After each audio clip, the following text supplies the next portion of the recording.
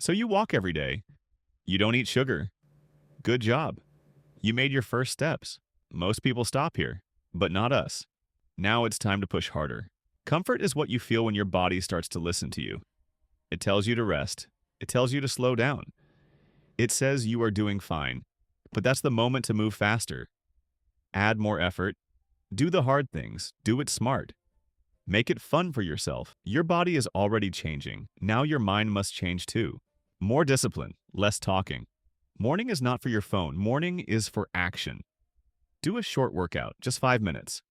Every day is a new chance to test yourself. Add 10 more minutes of cardio. Don't like running? Then do what I do. Take a jump rope or a resistance band. 10 minutes of jumping or training with the band. Choose what you like. It will feel easier. Eat more protein. Chicken, eggs, cottage cheese. Don't forget calcium. Keep this plan for 1 more week. You do this for yourself, only for you. While others look for motivation, you create it. While they wait for tomorrow, you act today. That's what makes the difference. Who builds a house and who only watches? I already built 2 houses. I know what I'm talking about. You started your way. Now go to the end. Don't stop. Push harder.